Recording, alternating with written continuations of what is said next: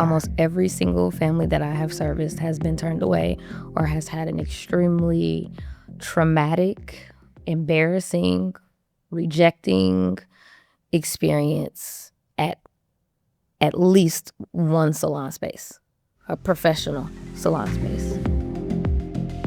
Angelica Jelly Robinson is redefining what inclusion looks like in the beauty industry. She has become one of the nation's leading sensory sensitivity haircut specialists, serving children with autism, ADHD, and developmental differences through a deeply compassionate approach to hair care. In 2025, she served more than 1,000 guests through her hybrid model of in-suite, mobile, and in-home services, helping families who were often turned away or unable to access traditional salon experiences. When we sat down, I had to ask her, I started following you several years back, and you were the first person I saw that deeply specialized, first of all, in children, which is a specialty we don't see a lot in the industry. And you specialize in children with sensory sensitivities. You have been called the baby whisperer, the professional confidence booster. Your clientele has nearly doubled in the last 2 years, which is incredible for anybody in the industry, but you are in such a specific niche. How did you find yourself serving this special community? How did you end up here? You know, it's subjective, but I think it really started in hair school. Because there were, I call them chocolate babies with vanilla moms. They were biracial community that mom had no idea how to navigate the hair. They would come in, they would be tender-headed, but it was a little bit deeper than just I'm refusing to have my hair combed. And it was so much trauma, I think, that started at that very point of someone making a child feel like their hair was dreadful to service, to comb, to wash. Everything surrounding wash day was just burdensome. And so they would come in, and I'm just trying to cater to the sensitivity, not just the refusal of wanting to get it done. It wasn't until later on that people would reach out and say, I remember when you were at Creative Images, and my daughter has an autism diagnosis now. So I didn't really know. Back then, I didn't know what autism was at all. I knew what special needs were to a certain extent, but that was more visible disability, not the internal disability that people have challenges with every day. And I love that you picked up on the language of sensory sensitivity, and because that can be for anybody. Anybody from any walk of life can have a type of sensory sensitivity instead of just sticking a label on a diagnosis. So in short, I think it started around hair school, but I may have had these type of interactions even before that equipped me to move forward and do this type of work. But hair school is where I can pin it. When you saw those moments where a mother brings in a child and you picked up on there's something deeper here, this has always been a negative experience. Was it a negative experience for both the parent and the child in a pattern over and over? Absolutely. Yeah. Because you have two components here. You have a kid that is going into a space where the adults are not tailoring the experience for them. They're only communicating with the parent and what the parent wants. But the reality is the parent has been turned away. So they don't really know what they want. And they don't really know how to achieve this end goal. They just want to find someone that won't turn them away and will just accept the fact that their kid has a hard time with it. And then if you're the stylist and you don't know how to recognize or navigate it, you're just doing what you know to do. So at this point, I have more grace toward the people who just don't know what to do. They just do what they were taught. And traditionally, I'll take them if they can sit. If she can sit and get it done like a big girl, if he can sit and get his hair cut without having to sit on his dad's lap, I can take them. And that is just the narrative that has carried over. So both of them have negative experiences. And it's not always the parents that don't know what they need. Sometimes they're going in and they're telling you specifically what they need. And the stylist just can't offer that. How often did that happen, or does that happen, where you're meeting a parent or a family and the story is, we've been turned away before, we've tried, and there's just nobody who can help us? 99% of the time. Yeah. Almost every single family that I have serviced has been turned away or has had an extremely traumatic, embarrassing, rejecting experience at least one salon space, a professional salon space. You know what's interesting about that is I can't reflect on a time where I've ever heard a stylist or salon owner say, I felt terrible. I had to turn a child away or turn a family away because I just couldn't service them. It was out of my depth. I don't even hear that acknowledgement. It makes me wonder if people are even aware that it's happening or if it's more of a silent struggle. I think it could be a combination of both. Yeah. Because you said, you had asked me, what are some things that maybe they don't realize? Right. Like one thing could just be, he moves too much. Yeah. I don't want to hurt him. He moves a lot. But then you think about this mom that is navigating an entire life of her child just doesn't system. She's trying to keep him alive. Right. He's part Spider-Man and all the things. His hair looks crazy. Bath time is traumatic. And I'm just going to use that buzzword this whole time because I think that is important for people to understand that it is traumatic, not just uncomfortable. A lot of times this is traumatic for these families. And they go, and now I'm triggered yet again because I know he doesn't sit still. Mm-hmm. He never sits still. That's besides the point. So sometimes somebody could just say something as simple as, he moves too much. He can't sit down. And it's not highlighted enough what some of my clients can do. In almost every space that they're in, they're reminded of what they can't do. And when they sit in your chair, you're able to show not just the kids, but the parents what they're capable of when put in an environment where they're set up for success. You mentioned to me that you meet with families and often a parent will say to you, why did you step away from doing occupational therapy? How did you end up working with these kids and doing hair instead? The assumption is that you maybe got a master's degree even in how to navigate these challenges, when the reality is you always started with hair and you just fell in love with this specialty. How did you educate yourself to a place working with those with sensory sensitivities, so much so that parents are confused about how you got here because you're so deeply educated? Well, the first portion of that is like intuitive nature. I just believe that I was born with this gift to communicate and to serve this particular community. It wasn't something that I was taught to do. Especially growing up, I don't even remember being around a lot of people who had these types of needs. So it's not like I had a whole lot of practice with it. It was just something that happened. It's just one of those God-given gifts. But the one that I get more than occupational therapy is, are you an RBT? Are you an RBT, which is a registered behavioral technician. And that's the front loader at the therapy facilities, the ABA centers. That's the person that's doing all of the groundwork, trying to help with daily needs that my clients may have, their patients may have. And so I didn't have any background in that type of work. But after I started getting my feet wet with working with families, if what we tried at home was not working, they would say, well, I'm going to talk to his RBT about it. I didn't know what an RBT was. Who's the RBT?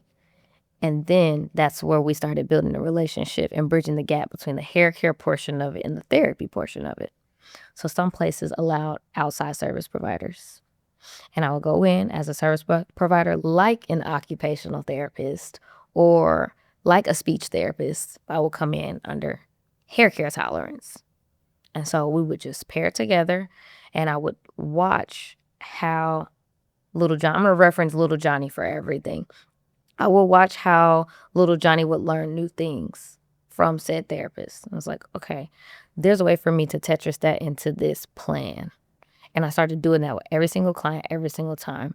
If I hadn't met their therapist, I wanted to talk to their therapist. And I would just incorporate these things. When I got started, maybe 13 or 12 years ago at the very, very beginning, there weren't a lot of videos that you could just search up on the internet, especially pertaining to hair care. So I had to bridge the gap myself.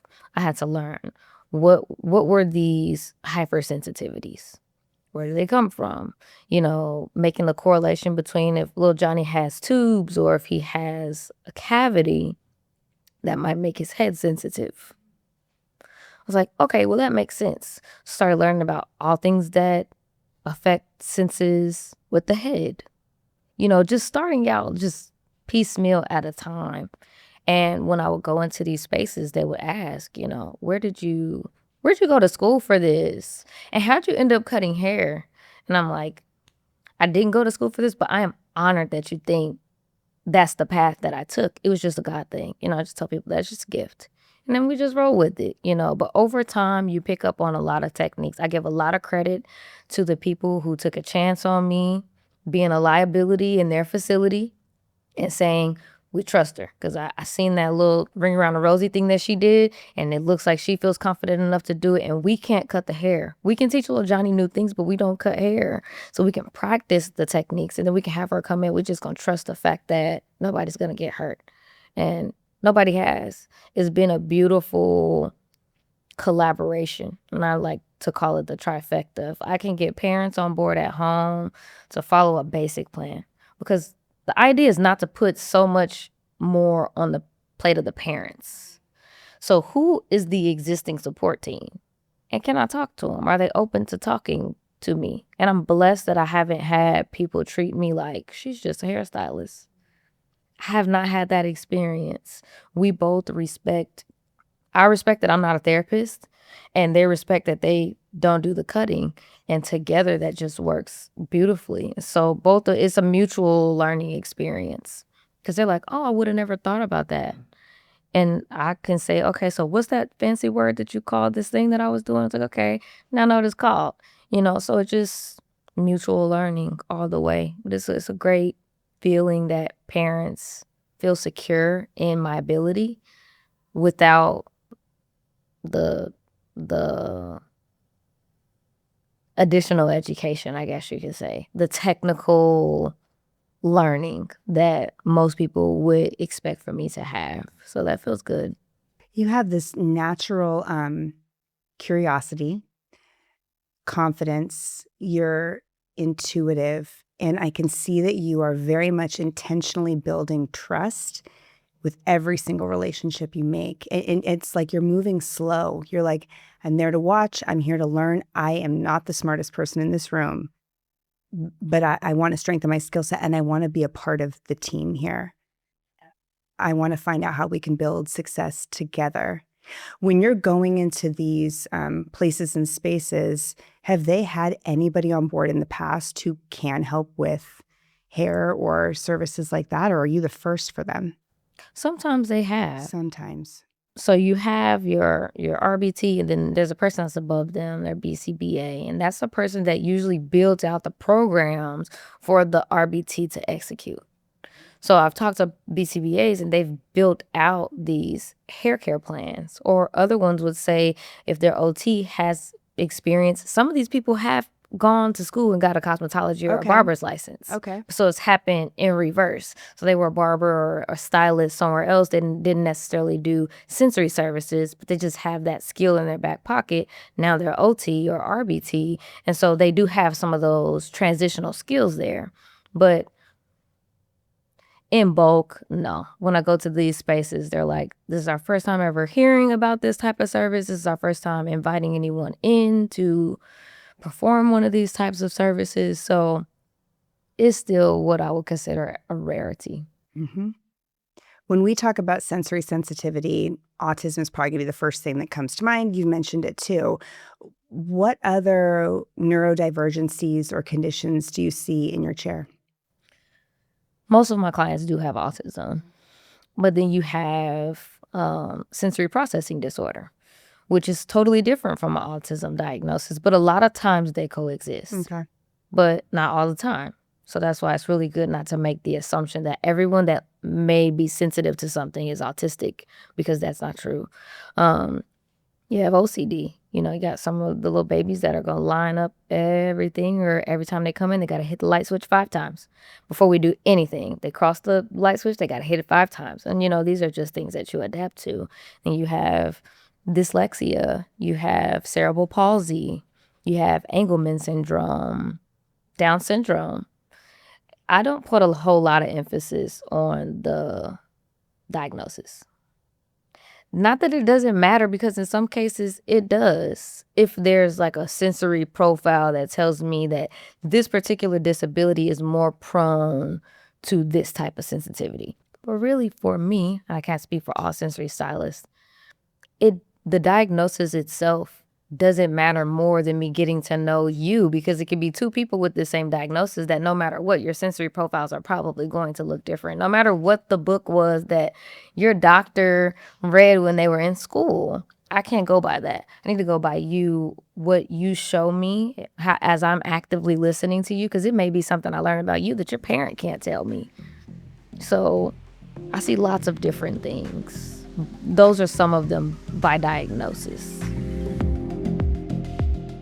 I asked you earlier what year you graduated high school, and I won't share, but you and I are about 7 years apart.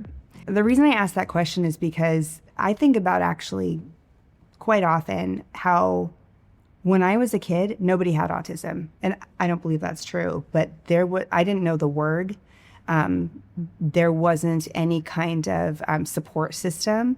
And we definitely had kids who were, I guess, considered special needs, but there was no awareness that autism even existed.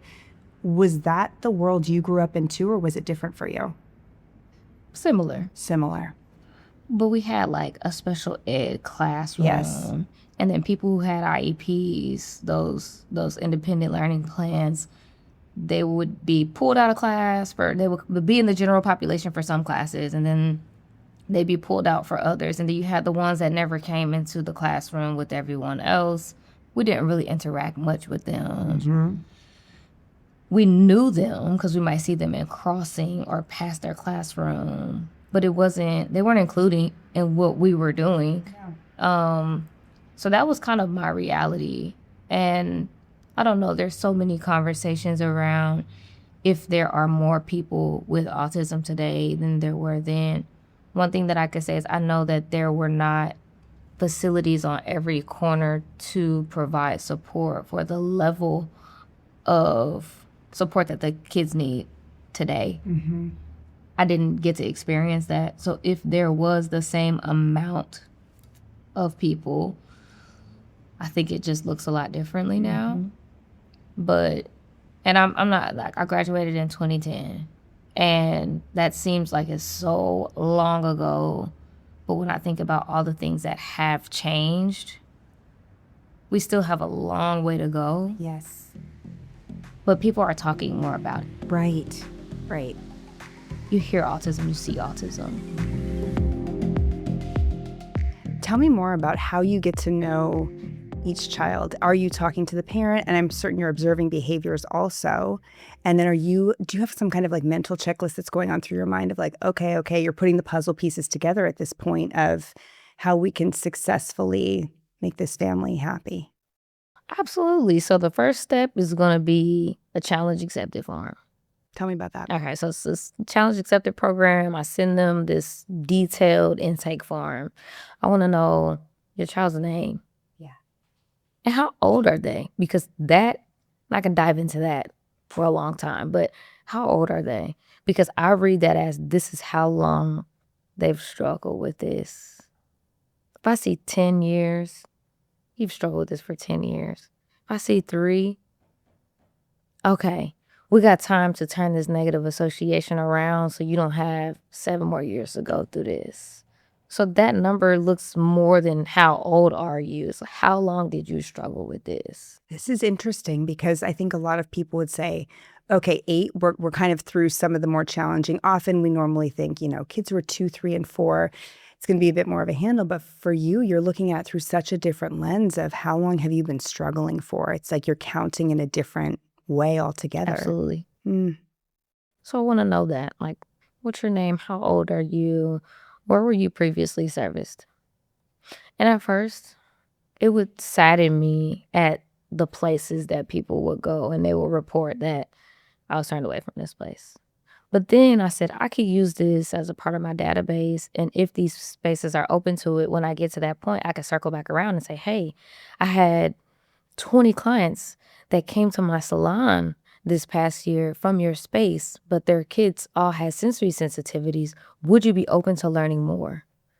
And when I had that mind shift, I just felt like it was such a game changer, because now I don't look at it as anger. I look at it, this space might not know, but they have an opportunity to change this around, because I can't service all the kids. I wish I could, but I can't. So I want to know where you were previously serviced. And the one that's kind of like a sore thumb is, tell me about the experience in detail. You don't have to hold back any details. I'm here to support you. And so it's like a Google Doc, but I have to put that in there because of how filtered parents have become talking about their previous experience, because it was so horrendous. If I tell you that he spit on her, you're not going to take me. My thing is, why did he spit on her? So that information is not going to deter me from servicing you. It's going to soften me in a way that I just want to understand, how can we reframe this? How we reframe it? So, where are you going? What was it like? What do you like? What does he like? What's his favorite show? What are his comfort items? Because those are different from interests. These are things that bring me comfort.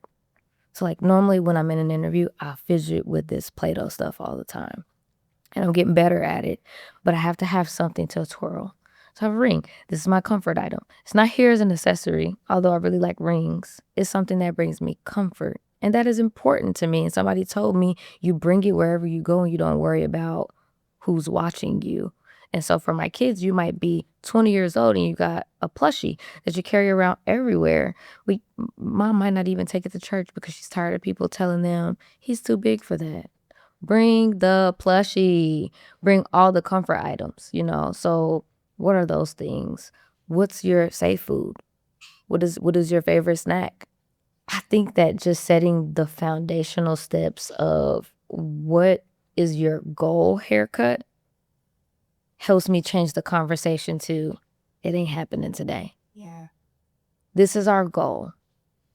And I love this goal. He's going to look great with that haircut. This is what we have to do first. And I have to build a relationship with them, because what has been tried for the past 10 years didn't work. So just trust me. Trust me to try it a different way. I want you to look at this as a journey. I want you to break this thing down with me in mini steps so that he doesn't hate me. I want him to want to come back. So on our first visit, we're going to do all the things. And if I can introduce these tools to him in a way that is not aversive, I will. If I can cut his hair today, if I can give him a bald fade today, I will. But if I cannot, I don't want you to feel disappointment. We're going to point out all the things that went really well, including he didn't have a meltdown. He didn't run out of this space crying in terror. No one was hurt. And the best part, he don't have a job interview tomorrow. That's right. That's the best part. That's right. He has nowhere to be tomorrow. That is so important that if this haircut doesn't happen today, he blew it. You're gifting these parents such a massive gift and perspective. I try. We're making progress. The whole point is progress over perfection. That's right. How often do you meet a new family and there is no haircut at that first visit? It doesn't happen as often as you would think. Impressive. It happens. Sure. But it doesn't happen that often. Most first haircuts get something taken off. It might not be that gold haircut. Because 9 times out of 10, that gold haircut includes clippers. 9 times out of 10. And especially for children that are Black. Because some of their hair textures scissors won't foster that type of haircut. So we might have to wait those out a little bit longer. But even if you allow me to put that clipper on top of your head and the parents are like, oh my God, he would have ran out of here. He would have already been in the meltdown, all the things. And I'm like, we are winning today, even if the haircut didn't happen. But it does happen. It doesn't happen as often as you would think it would happen. I'm going to say maybe a couple times out of the week. Does a kid not get a haircut? And you still, the cost of the time is the cost of the time. If somebody is booked with you, the goal is progress today. And this was the investment we made for progress. And we'll see you back in a couple of weeks and we'll continue on this journey together. Absolutely. Yeah. I think it's such a thin line between, because you got to set boundaries with parents too.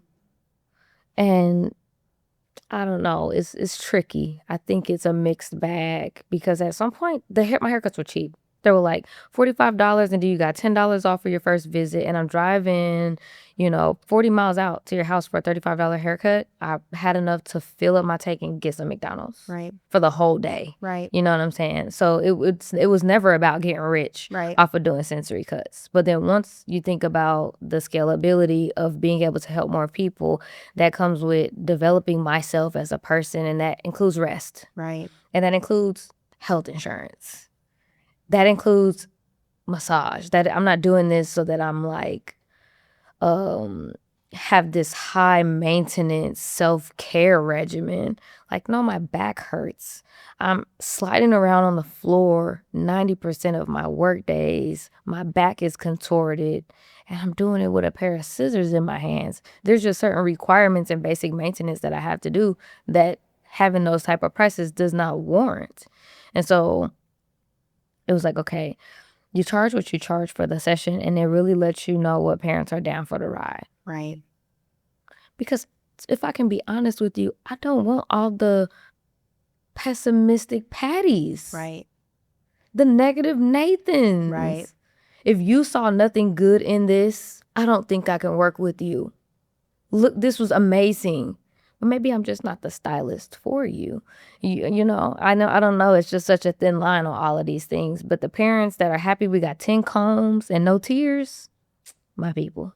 In our industry, we all have a servant's heart. We all want to give and serve and leave nobody behind. I think we're all just wired like that. It's the way we came into the world. You were charging $40 a cut. Now what is your price point? So they come meet me at the suite, it's $110. If I travel to them up to 15 miles, it's $125. And if they're outside of that, I still have like a service area. It's not like you could just be outside of 15 miles wherever you are and I can still come and service you. I have to make the routes make sense. So if you're on an existing route that's 15 miles out, then it's $150. And it's just driving sensory cut is so exhausting. Right. And I don't think that people look at it like that all the time. It's like $150 for a kid's cut.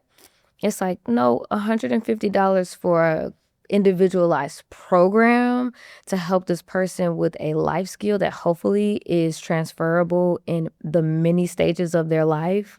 The idea is that they will not need this service forever, but maybe that means mom will hone in or dad will hone in on helping me get connected with the rest of his support system so that we can double down on all of these things. And what you think might be 6 years might be a 6-month process. I don't know what determines it. Sometimes kids flock the nest in 6 months. Sometimes you treat them so well, they don't leave after 6 years when they still no longer need the support. Right. And that's the idea of it. So it's like, no, I'm not selling a $150 kids cut. It is an experience. It is transitional daily living skills. And it also transcends into the way that they allow other professionals like doctors and dentists to touch them and navigate different health concerns that they may have. So all of it just goes into another funnel, but actually has nothing to do with the haircut. The haircut's a bonus. That's right. The way that you have chosen to put yourself first over the years is incredibly impressive, and it's something I see stylists work for 30 years and never get a grip on.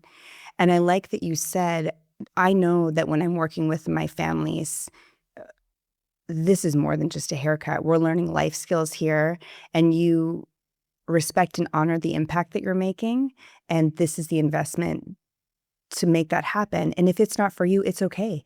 I might be able to help you find somebody who's more in your comfort zone, and we can hopefully get a good result there too. But you see yourself and you know your body, and you're like, I'm in it for the long haul. And in order for me to do that, I have to take care of myself too, which is something that so many in the industry never quite grasp, is if you're not taking care of yourself, you can't do the work. So if you want to make the impact, you do have to serve yourself first. Psychology Today says 1 in 6 kids has a sensory sensitivity. So we're talking millions of children. So even when I opened up this interview, I said, you're in such a specific niche. But for me, when I saw that, this is not quite so specific. This is just something that's not being talked about. There's not an awareness. Maybe it's a blind spot, call it what you want to. But this is significant. How are most families finding you now? Are they finding you on Instagram like I did? Is it word of mouth? How are people coming to your chair? In the beginning, it was pretty much all word of mouth. But now that I've gotten families to trust me enough to share their videos, people find me on all the social platforms. And then there's a component where, like, I have Big Blue with me and I'm at a facility and parents are like, what is that? And it says child hair care and they see that I'm parked there. So obviously I'm servicing a child that goes here and they're just blown away that someone was willing to meet any child halfway, even when I'm not servicing their child. Right. They're so happy that it's just happening. So a lot of referrals come from the facility, inside the facilities as well. And so people just Google it up. Now I think, thankfully, there have been enough things published that have my name next to sensory stylist that if someone is looking for a sensory stylist, it pops up.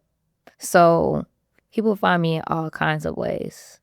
But I think the number one is probably social media today. And that's powerful what you just said, because you've been planting seeds for years. Like, people will look at your success and think, wow, I wonder how she did it. And it's like, well, it's a decade's work. It's been happening slowly over time, and now it's grown to what it is today. I know that you are already booked and busy. How many new guests are you seeing a month at this point? So at least 5. Good. At least 5 new kids a month. But that would not have been possible without moving to the suite. Yeah. Like last weekend, I had 4 new kids just the weekend. And I was like, okay, this is awesome. Because I did not have any more energy, time, or space to travel to anybody else's house. I just could not do it. So now I have a full Saturday, a full Sunday where parents are usually off of work. So they just come to me. And if it's not a good fit for the shop, if they're on an existing route, they can transition to a mobile visit. But that's the order of operation now. We got to try it at the shop first. Let me see what other options we have. If that doesn't work, if it's just a hard no, let's see if you're on another route. If you're not on another route, can I please be connected to the therapy team? And This is at no extra cost. I'm sending emails, I'm making calls, I'm talking to the BCPAs, I'm talking to the RBTs, I'm having them forward stuff over to the OTs. That comes with the service. Just get me connected. And most parents don't even know that that's an option. They're like, oh, really? If they don't allow outside service providers, because maybe the house is not on the route. Sure. But the ABA facility is. So I ask lots of questions and just try to exhaust all the possibilities. Say none of those things are possible. Say their kid's not in therapy. I'm like, well, get your notebook out. I'm going to give you some homework. Because I don't want you to feel like coming to the suite is wasteful. But there's something that you can do at home, and you can update me on how it's going. I might give them homework that's 60 seconds. I want you to set a timer Monday, Wednesday, and Friday. Or if it's easier for you to do it on the weekends, I want you to do it Friday, Saturday, and Sunday. But you got to stay consistent with it. Okay, and they're like, okay, we can do that. Sometimes they say, we weren't able to do it. Okay, bump it down to 2 days. I can go at your pace. But if you don't want to pay to bring them to hang out with me, because it looks like we're just hanging out or we're not doing work for $100, I can give you something at home to do for free, however you want to do it. But those are our options. But we always have an option. There's never, I don't know what I'm going to do. I don't know what I'm going to do with this. There's always an option. You might know this about me, you might not. I see the world in marketing. Like, whenever I look at anything, I'm like, opportunity marketing, what's happening here? As you're saying that, I think somebody might hear it and think, wow, she's even giving free advice away. Didn't land like that for me at all. You are building opportunities. You're creating goals for people. Again, planting more seeds. And you're saying, I'm going to give them a couple things that they can do to work on. If they never sit in my chair, it's okay. If their child makes progress, beautiful. They might mention your name to 4 other people who might be perfect for you. You are just serving in such a deep, natural way, and the goods keep coming. And that's really where this industry gets good. And I think that's a piece that people miss, is like, we are in the relationship business, we're in the service business, and you get that in such a deep, heart-centered way. And it's, in my opinion, a huge piece of your success is you just look at this as goals, opportunities, relationships. Come what may, it's going to come together the way it's supposed to. One of the things you talked about was the idea that some people got rich and some people didn't, but they were all what I call wealthy. So when I talk about wealth, the wealthiest people I know are in abundance of love and spirituality and positive mindset, and they're healthy and they're confident. And they might have some money, and that definitely helps. But there's so many rich, miserable people that can't be what this whole thing is all about. Right. You and I are both in an industry that is predominantly driven by money. I don't catch you as somebody who's driven by money. If you had to categorize your drive, what do you think it is for you? I marinated on this question so much, and I could not come up with just one solid. I'm driven by so many things. Like when you meet someone for the first time and they want nothing to do with you because they know you're a haircut lady, and haircut ladies hurt me. To being invited to their birthday party and they don't want you to leave. That's a driving force. Or when you meet a kid that doesn't talk when you meet, and you're working with him on this communication device just to figure out what color lollipop he wants. And you work with him and you journey with him, and one day he says, "Hi, Miss Shelly. Did you just say my name?" Driving force. But I mean, I could tell you many, but the biggest one for me will probably be the idea, because I don't know this to be certain, but I think so.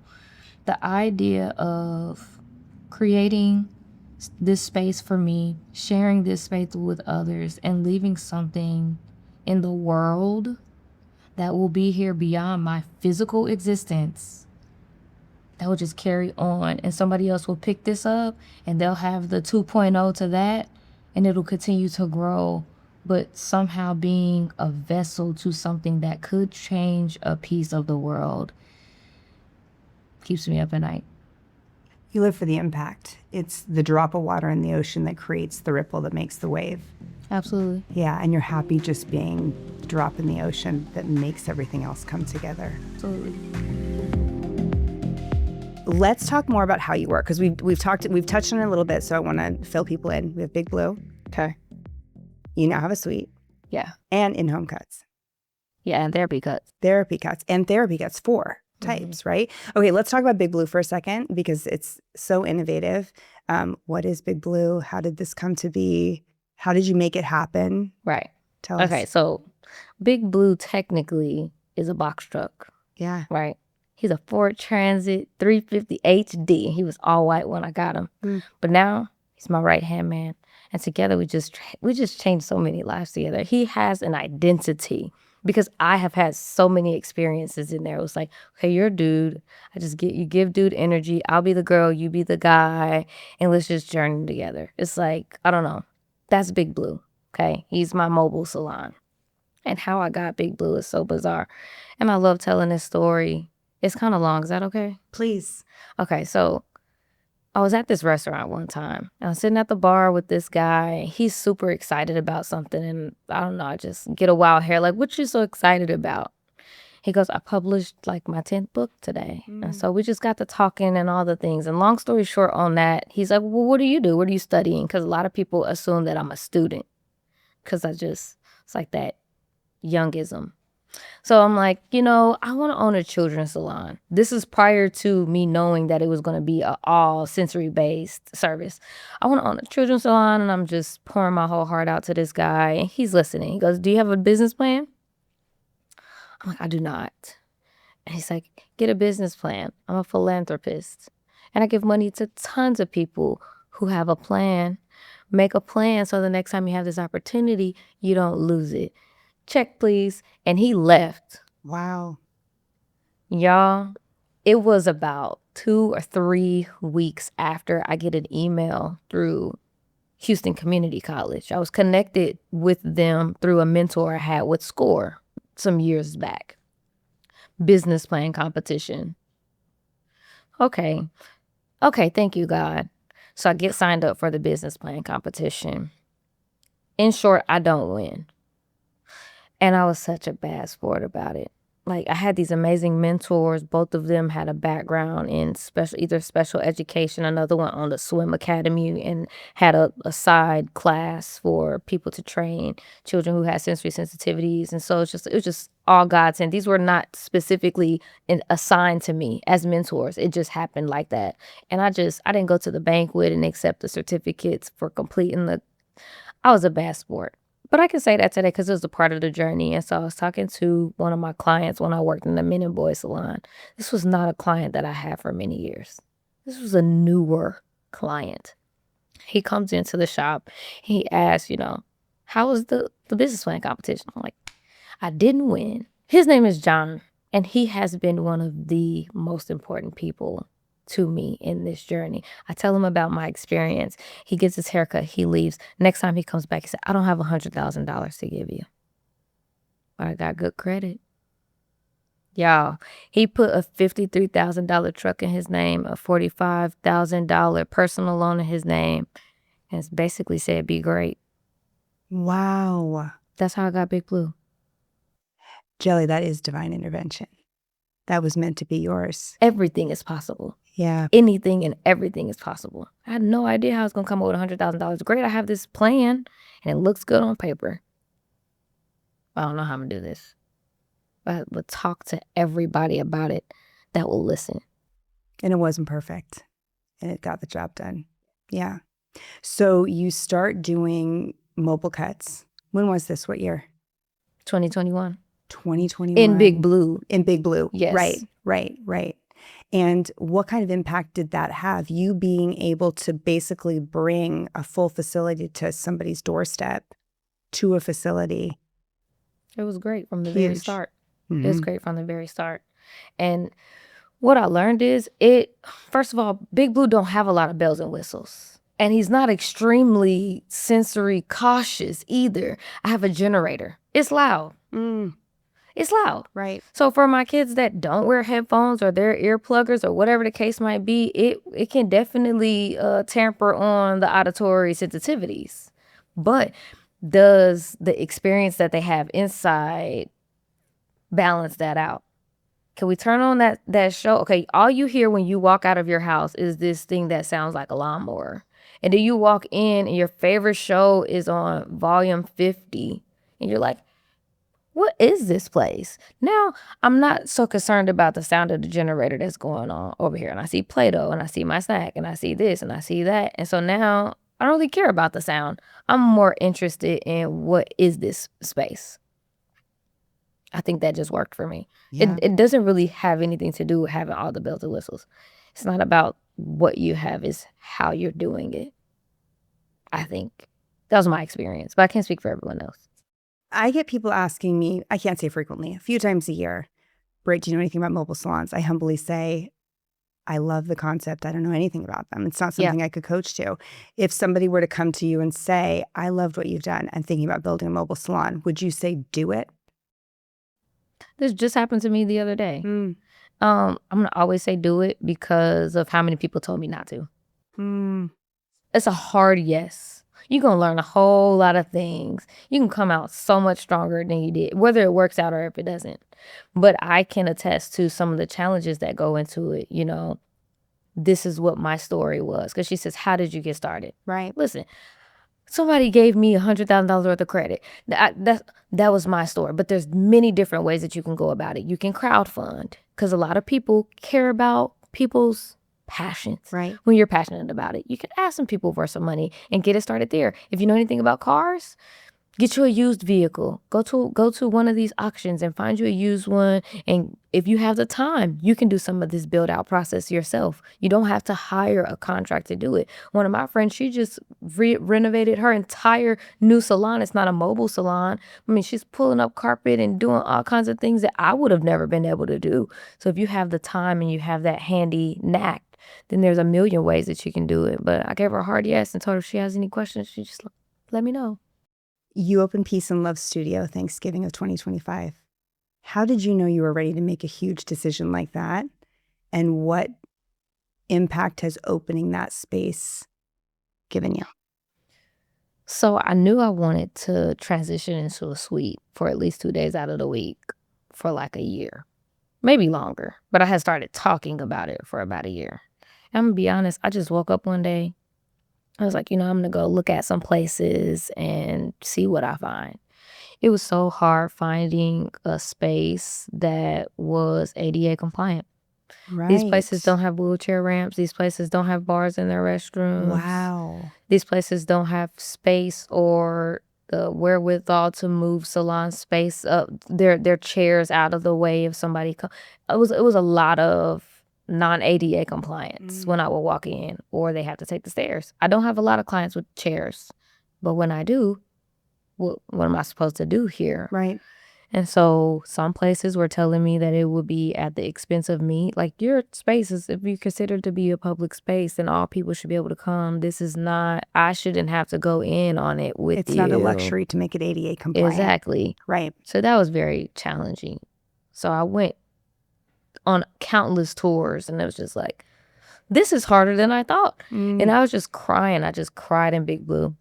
I'm like, this is what parents go through every day for everything. This is just one challenge that I've had. This is what they go through every day for everything.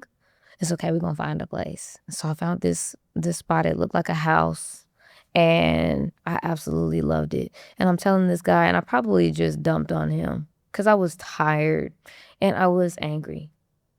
And I'm like, look, I'm not even gonna waste your time. Is your place ADA compliant? He's like, yes. He was so calm. He's like, yes. And I was like, do you have a bar in your restroom? He's like, yes. It's like, okay, for the front, would it be like, I'm asking him all these questions. He's like, let me show you around. Yeah. And he just, he showed me around and all the things. He tells me, now this back door here, it doesn't have a ramp, but if you need me to get one installed, I can. And if you'd like, you can put like a parking, I don't know what you call it, the things when you park, a parking sign that tells people not to park here if you know that you're going to have a client that's going to need to utilize this. And if somebody comes in, that chair is too big to fit through this one side, we have a double door here, so you can open up the second. I want to be here. Yeah, this was yours. I want to be here. And thank you, Mr. Malik. I love Mr. Malik. I moved in on Thanksgiving Day, and I just spent that entire day giving thanks. I was just like, wow, this is really happening. And we're going to get to replenish our battery. And it's 12 minutes away. It's 12 minutes away. When I normally look at my GPS, it's like an hour and 15-minute commute. Yep. 12-minute commute. That's what I say every morning that I'm going to the suite. 12-minute commute. Thank you, God, for this 12-minute commute. And it's just been working out so beautifully. And it's far away from some people, but they're coming from far and wide. Of course. We drove an hour and 30 minutes. We drove 2 hours. Yep. And I'm just so thankful to them for just having faith that this might work. This might be worth it, worth the trip, and being able to provide a positive experience for them. So the suite has been a game changer. I'm there 2.5 days. I'm driving 2.5 days, and I'm off on Mondays and Tuesdays unless I'm traveling to Los Angeles to do cool stuff like this to with be you. Here with us. Yeah. One of the things I was thinking about coming into this conversation was I wonder if you ever get overstimulated. It's a word that I use in my everyday life sometimes. I can just walk through my day and end the day saying I'm overstimulated. I've had too many conversations, too much stress, whatever. You are working in a specialty that is focused on sensory stimulation, conversation, heavy focus. Do you ever end a day and say, I am maxed out? How do you ensure that you can preserve your energy and your mental health, to be honest? I get maxed out sometimes, but it's not like, oh, today was so hard that it overstimulated me. It has to be like a particular instance or particular conversation, or the fact that I've just been going all day. But I know I chatted with you a little bit about recognizing where a client is so that I'm not placing too many of the clients that may have distress signals close to each other. Because if it's going to be more challenging for them, it may be more challenging for me to support them. So I don't want to feel like I'm doing that back to back to back to back to back. I want to kind of Tetris some support in there for myself. It's like sometimes I I need little Johnny to take it easy on me today. I'm here to give you all the things you need, but help Miss Shelly out today. It's a mutual thing, and sometimes I get that from my clients. Even when unbeknownst to me, I am giving off overstimulated, parents might say, he had a really rough day on the way over here. I'm surprised he's doing so good. I'll say, it's probably me. I had a rough morning. So thank you.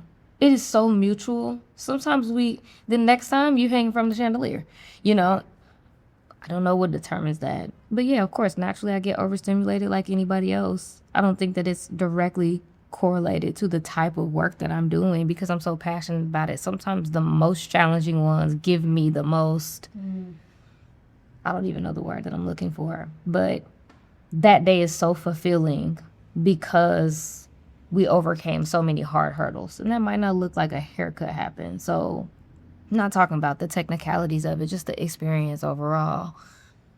Being mindful of how I'm placing the appointments next to each other, taking time to breathe, reminding myself it's okay for me to take a restroom break even though a client has arrived. It is okay for me to warm up my food and sit down to eat it. It is okay to breathe throughout the day and tell parents, give me just 1 second. I'm trying to formulate in my head how I want to go about this. Sometimes I have to curate a plan in silence. Outside of the auditory stimulation that little Johnny got going on, he's screaming, but I don't want to talk to you. I'm okay with him screaming, but let me just plan this out, map this out. Being okay with telling parents, I'm about to get in my zone, I'm probably not going to speak much. Because they're talkers. And they want to talk about what happened this weekend. And sometimes I do too. But there are certain instances where I can't cut and talk at the same time. I have to focus. It's like this peripheral vision thing that happens when I'm in certain appointments where I have to look for hands. Right. I have to look for ears. I have to look for some little fidget toy that might be on the floor that I don't want to slip on and fall. And that requires me to be quiet. As you step into education, does any part of you feel a type of way about the potential of maybe you won't get to work with your same kids anymore? Do you think a part of you will always hold on to some piece of your clientele? Do you think that you could be fully satisfied teaching others, empowering others, essentially working with adults? Like that would be a huge pivot for you. Have you thought about that at all? I'm already in the grieving process of my haircutting career. I want to keep about 50 clients. Maybe. That 50 maybe, and for my clients that see this, I don't want to be triggering. Because they've already told me that comes with things for them, and I'm open to that, but I'm grieving it too. But my heart and soul is an international trainer, Britt. Yeah, I know it. That's just what it is. But I'm never going to just be one-off and say, figure it out, good luck. I'm going to leave behind some great support systems. And I just have to show them the same way they didn't believe that we were going to get the haircut done is the same way that I'll make them believe that we can transition because it's possible for other people to get these skills, the same skills that I have and more. As good as me and better. So yeah, I'm going to have to be okay with it because my heart is saying you're an international trainer. But you do a great job being a hair cutter. When you say you're going to keep about 50 families, call it 40, call it 60, we don't know yet. How will you choose what families are aligned for you to continue serving? Let's be honest, you got your favorites. Of course. And then you got the ones that need the most support. Let's make it simple. The ones I need you. Until you want to go somewhere else, you come see Miss Jelly. And you don't have anywhere else to go. As long as you don't have that type of support, you come see Miss Jelly. Everybody that's in the middle, I'm going to find somebody for you. Right. I relate to you in that. And this is something I talk about when my clients are my students. They're other hairstylists. And I always say, I don't have favorites, but I have people who serve me and inspire me and fill my cup in ways that I don't even think that they realize that they do. Like I might need them more than they need me, even if they don't see it that way. So when you explain it like that, I'm like, I get it. It's for you as much as it is for them. That's that energetic exchange. I asked you about some of the stigmas that you were hoping to overcome. And one of the things you said is People with different physical and mental needs must be serviced in a place separate from traditional salon space because it might disrupt the energy for neurotypical clients. That's real. What advice would you give for the stylist or salon owner who's like, that's me. Like, I'm interested. I like the idea of it, but I'm concerned about the overall experience for who else might be in the space. What would you say to that person? This is such a loaded reality because we could start with something simple like talking to our existing clients about our heart space and what we want to do for our space. Because this is your space and something is tugging on your heart to be a more inclusive environment. And maybe we should talk to our existing people about just what we're feeling in our heart. I want to start, servicing some people who may have been turned away. This is why they may have been turned away. And I think I have a solution for that. And I think I have a space for them. And I mean, I get it, if you have like that spa aura situation going on, all the things, and you don't want to disrupt that, then we can offer different hours. We can say on this day from this time, we want to make sure we extend our space to those that may not be as quiet in this space or may be overwhelmed by what sounds relaxing to you that's not relaxing to them. So it might not be that we're going to be super loud, but we need it to be even more quiet than what the traditional hours include, having sensory hours.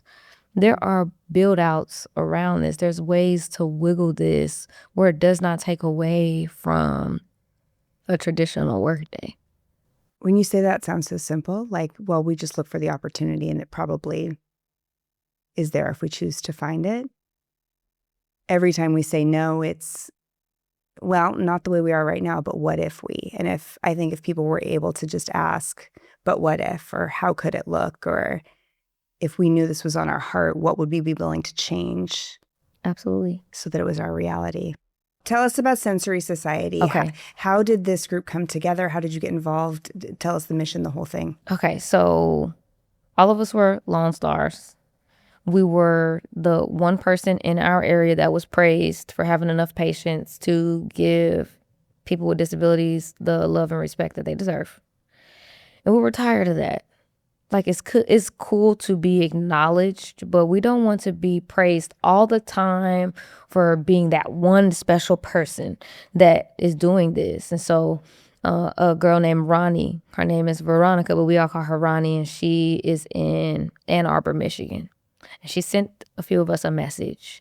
I was like, hey, I'm doing sensory, because I don't remember exactly what she said, but I would love to connect. And I was just like, please, let's connect. And if I become overwhelming, please let me know, because I know other people that are doing this, but we just haven't had the time to actually formally sit down and talk about how we can be together.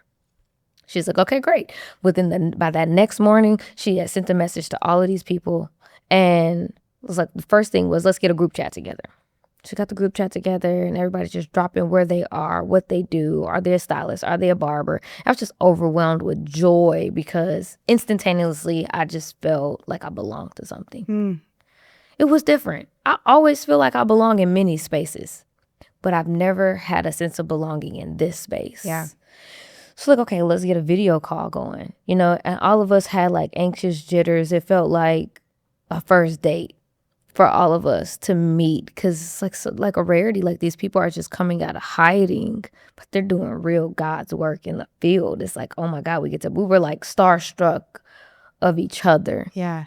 And so we get on this group call, and we're probably on there for like 3 or 4 hours. Wow.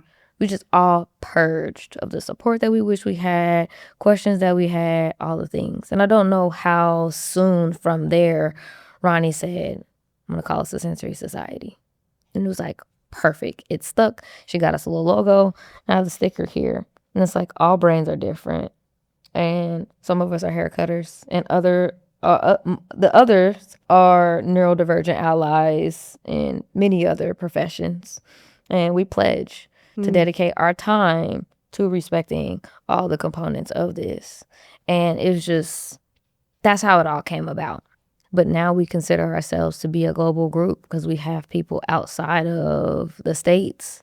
We have one girl, her name's Salome. She showed it's 2:00 in the morning where she is. She's in Nigeria. Wow. When we have a 7:00 meeting Central Standard Time, it's 2:00 in the morning where she is. Wow.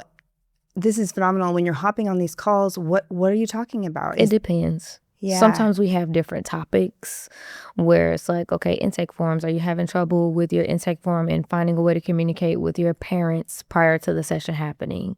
You know, are you seeing really big behaviors and you don't know how to navigate that? You're finding yourself in distress signals all the time and you want to know, what am I missing? Why am I getting so much distress and not enough play?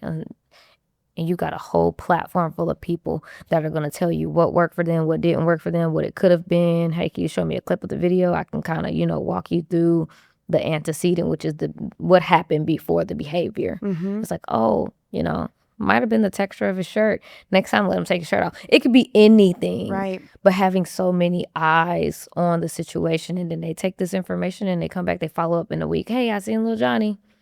It was the shirt, And collectively, you're all probably it's a breakthrough for everybody in the room. Yeah. Everybody. Yeah. So just a group of neurodivergent allies trying to do everything we can to help as many people as we can around the world. Yeah. Huge. Yeah. If somebody is like, I'm at minimum curious. I don't know if all this is for me, but I'm at minimum curious and I want to learn more and I want to be a part of the solution. Not sure what it looks like yet, but I want to learn more just so that I can have a better understanding of maybe what opportunities are out there.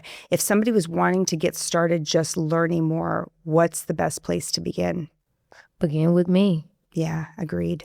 That's I'm why starting here. the program, that's Good. why I am here. Sometimes people don't want to feel like committed to anything and they just want to have a conversation. I'm not above that. And I don't have a lot of people working with me at this very moment that can have these conversations on my behalf yet. But start with me. I just created the sensory code page on Instagram, the sensory code, and it's already growing. I have like maybe 400 people on there, but those are the people who are the seeds of a growing community as far as curriculum is concerned, which is separate from me behind the chair. Trainer jelly and haircutting jelly are two totally different entities. And so starting with me, I have an intake form on there that they can fill out, and it asks, it's curious. It's just like the same type of intake form that a parent fills out. I want to know, what do you want your learner's outcome to be? What do you want to know? And I can help. And then if they want to go further and take a beginner's course, it's going to be a sensory starters course. Beautiful. And then there's going to be a sensory aware course. Now I'm more aware of what it is, and I may find myself having to navigate this on a deeper level, and I just want to have it just in case. And then you have sensory leaders. I'm in this. I want to have all the conversations. I want all the techniques from all the people. And, the goal is to funnel people into the sensory society. But we want people in the sensory society that have made the choice. It doesn't negate the people who haven't. We have resources for that as well. But the sensory society is for the people who have made a choice. That this is not work. This is a lifestyle. Our life is centered around inclusion and learning more about inclusion because we don't know it all. We learn something every single day we're in the world. Like, man, have you ever heard of this? No, I didn't know that was a thing. Thank you for sharing that with me. But it's definitely a part of our lives. We don't get to turn it off or leave it at the door or after the last client. It follows us everywhere we go. 2 final questions. Yes, ma'am. Do you feel like you're successful? Most days. Good. Most days. But I still got that thing, moving the goalposts, and you should have done this already, and this can be better, and most days. Do you know what it will look like when you wake up one day and you say, damn, I've made it? When the same type of feedback that I get for haircuts, like this is the place to go, you're going to get results, is the type of feedback that I'm getting for training. This is where you need to go. When I went there, I didn't know anything. Now I am forking out 100 sensory cuts per month because now I have the tools and now I have a community of people to do it with. I feel like that. Maybe. I think so, though. I don't know, because I'm not there. But I think I will feel successful in my own right when the same amount of clients that I've serviced in the salon is the amount of people that I have trained to do this work wherever they are in the world. I think. Hopefully. I want to celebrate with you when you get there. Okay, let's do it. Let's do it. Thank you. I appreciate you. Thank you for being here with me today. Absolutely.